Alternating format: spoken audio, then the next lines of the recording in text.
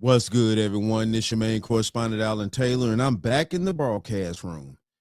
And this is where we at now. So we've had a plane crash, a UPS plane, cargo plane, to crash in Louisville, Kentucky. And we're gonna check this out because this is a huge situation and things like that, where we having, planes coming out of the sky, stuff like that. And also, it's a very tragic situation. My heart goes out to all the people that were involved, the standbys, the victims, and things like that. It's crazy. So we're going to go here now. We're going to dive off into this. Quarters, nickels, and dimes. Good evening. We do begin tonight with the new images now emerging of that horrific explosive crash, a UPS cargo jet seconds after takeoff from Louisville, Kentucky. At least 12 people killed, including all 3 on board, 9 people on the ground, including a child. Take a look tonight. Harrowing video showing the plane speeding down the runway on its way from Louisville to Honolulu. Authorities now describing the fiery images as apocalyptic. Smoke and flames coming from under the left wing, that engine then falling off the jet right as it was taking off. Moments later, the plane loaded with jet fuel crashing into a massive fireball, into a petroleum recycling plant and an auto parts warehouse. Plumes of smoke and flames visible for miles. Tonight, fire crews still on the scene, and NTSB team now on the ground, and ABC's Alex Perez leading us off from Louisville. Tonight in Louisville, a search for answers after the left engine of this UPS cargo jet carrying nearly 250,000 pounds of fuel broke away as the plane was taking off, killing all 3 on board and at least 9 on the ground, including a child. Oh my God! NTSB investigators say they found the plane's black boxes and they're poring over videos showing UPS Flight 2976 bound for Honolulu barreling down the runway with its left engine on fire Tuesday. And we have viewed airport CCTV security coverage, which shows the left engine detaching from the wing during the takeoff roll. As the aircraft begins to rotate and tries to gain altitude, we see sparks coming out of the center engine, which suggests that some of the debris may have damaged the second engine.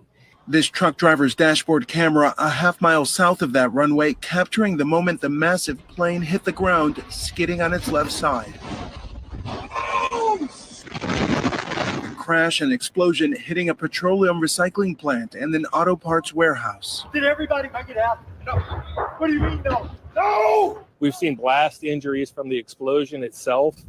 We've also seen some shrapnel injuries where flying pieces of debris have hit either bystanders or people in relatively close proximity to the accident. Fire crews is still putting out hotspots this morning. They say most of the fuselage is gone. The Boeing MD-11 was 34 years old and was on its 3rd flight of the day. It had also been out of service for maintenance for much of the last month and again over the weekend. Whether or not it was in maintenance, basically what we had here was probably one of the worst in history, if not the worst, uncontained engine failures. Governor Andy Beshear ordering flags to half staff in honor of the 12 victims killed, including at least 1 child. And a young child at that, which makes it all the harder. And David, the explosion scattered the debris, so authorities are now asking residents who may find pieces of it to notify officials. This is a huge hub for UPS, some 2 million packages through here a day, and some of those will now very likely be delayed. David? Yeah, I can guarantee you wherever that plane was going, of course, Honolulu packages will be delayed, things like that. But it's not about the packages. Man, this is a very tragic situation and things like that. My condolences go out to everybody that lost their life in this situation. It don't matter about the packages. People lost their lives in this tragic situation because, I'm assuming that it was a mechanical malfunction. So, it is what it is here, people. We cannot negate this situation. Let's keep going. We're going to find out more what's going on here. A 14th person has died following the fiery UPS cargo plane crash in Louisville, Kentucky. Chopper video over the deadly site shows the widespread damage. The plane crashed into buildings and erupted into a fireball after an engine detached from a wing during takeoff on Tuesday. Late last night, UPS and FedEx announced they were grounding their fleets of the MD-11 planes. Tom Hansen is following the investigation. New drone footage shows the charred landscape that left at least 13 dead after Tuesday's UPS plane crash. NTSB investigators and Kentucky National Guard are on the scene. I pray that you would bring peace to the hearts that are here. The community is in mourning and families are remembering their loved ones. Past 2 days have been a lot to process. It's been hard. Lou Feeden, a beloved grandfather, was killed alongside his 3-year-old granddaughter, Kimberly Asa. Matt Sweets, a father of 2, who was pulled out of the wreckage but later died at the hospital. And pilots Richard Wartenberg, Lee Truitt, and Dana Diamond. 45-year-old Angie Anderson is among the 9 people believed missing. We spoke with Bob Travis, the president of the Independent Pilots Association, which represented the crew on the UPS flight. He knew 2 of the pilots personally. These were highly trained professionals. You're not flying a wide-body aircraft around the world for UPS unless you have a lot of experience. Travis says his organization is working with NTSB investigators who will make the final conclusions about what happened. But he says he has no doubt the crew did everything they could to prevent this outcome. Our training is robust. Repeatedly, you're facing what it's like to fly the aircraft if you're missing an engine, or in some cases 2. As we witnessed on the video there, it to me looked instantaneous and it looked catastrophic. But it's your belief that there wasn't a whole lot that these pilots could have done. That's my belief. It looked like a pretty hard situation to overcome. Wow, man. Jesus, man. And, yeah. Ooh-wee. That would have been a very instantaneous. I mean, if you saw the way that the plane was taking off and things like that, hold on. I want to try to find it again so we can see clearly. Hold on. It to me looked instantaneous. It wasn't even really able to get off the ground properly because the engine had already been, the engine had already caught fire. Jesus, man. This is wild right here, man. This is a sad situation. Oh, my goodness. Let's go here now. Now to the latest on that fiery crash of a UPS cargo jet in Louisville nearly 1 week ago.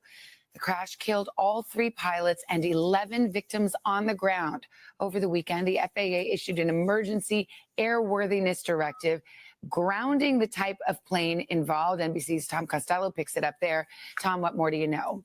Hey, Savannah, so the MD-11 is a plane. It is strictly used as a cargo plane, so the grounding should not affect passenger air travel. UPS and FedEx each operate about 24 MD-11s. Another cargo shipper, Western Global Airlines, also flies the plane, and the FAA has now grounded all of them, ordering inspections. The FAA order says it has determined the unsafe condition is likely to exist or develop in other products, in other words, planes of the same type design.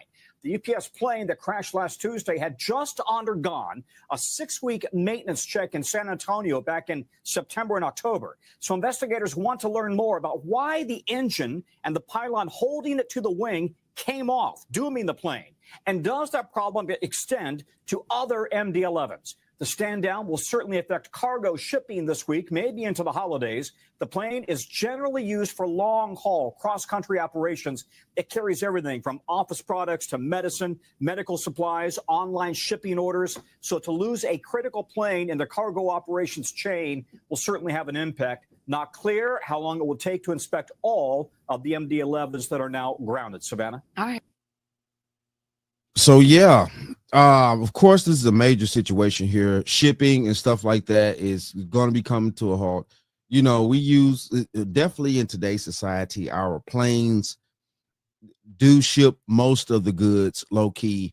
We do have, trucks on the ground, and we also have, we still have a few trains and stuff like that do ship goods. But I think the major majority of our goods and services are shipped by plane, definitely across the world.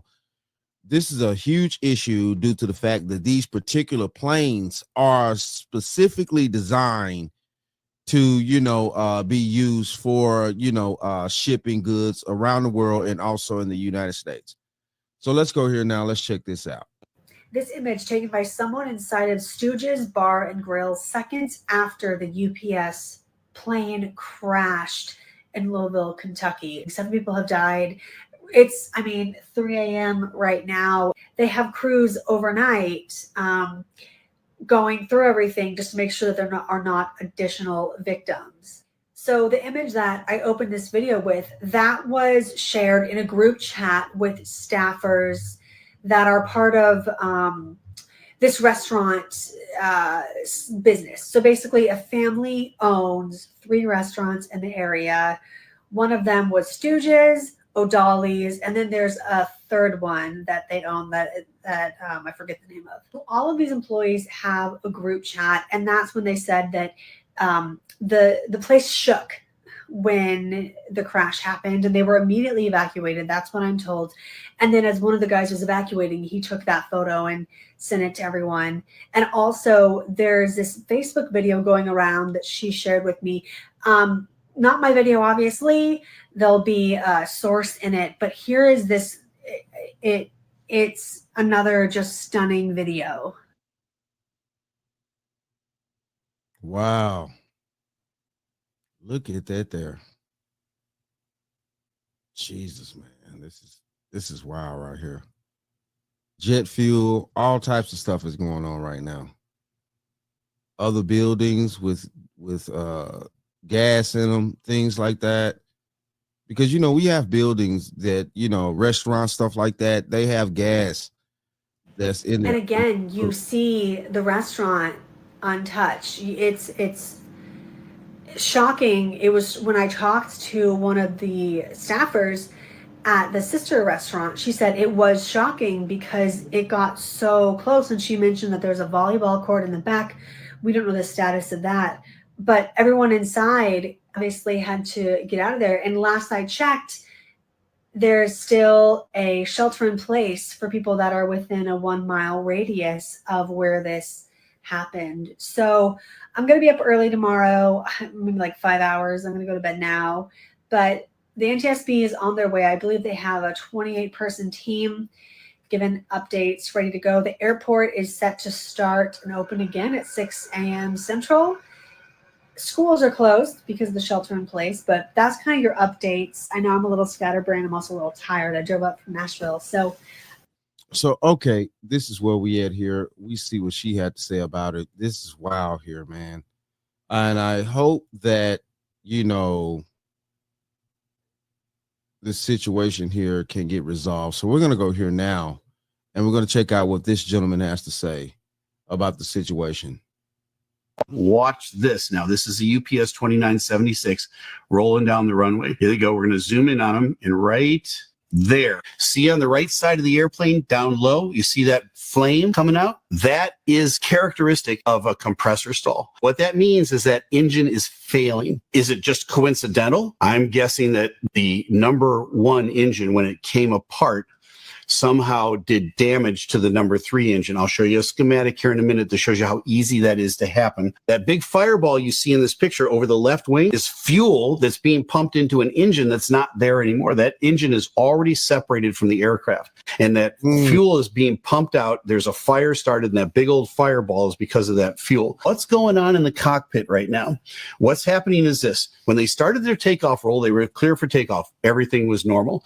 The next thing that the 2 pilots do, the pilot flying and the pilot monitoring, is they do an airspeed accuracy check at 80 knots. So the pilot monitoring will say 80 or 80 knots. And then the pilot flying will look down at their instrumentation and the other one, and they see 80. The airspeed is good. That's the first check. The next thing they're waiting for is for the computer generated voice to say V1. At that point, they're at the go, no-go spot on the runway, and they've got to now continue flying. They can't reject the aircraft with the runway remaining. Watch this. So apparently, from what, this gentleman's saying here, obviously, of course, he's a captain, he flies planes and things like that. from the tail end of what he's saying is basically once they're at a certain speed and things like that, they can't deny the takeoff, or else they would crash anyway. So, you know, from what was said in the beginning of this broadcast was that, you know, saying these, you know, everybody was, you know, the people are highly trained to fly these planes. Just, you know, they just can't allow any idiot off the street to fly a plane. You have to be highly trained, years dedicated, and things like that. So from apparently these people were professionals. These gentlemen that perished in this accident here were professionals. Obviously, it had to be some type of from the looks of things, it had to be some type of, you know, mechanical malfunction and things like that in order for this to go down. This is wild, man.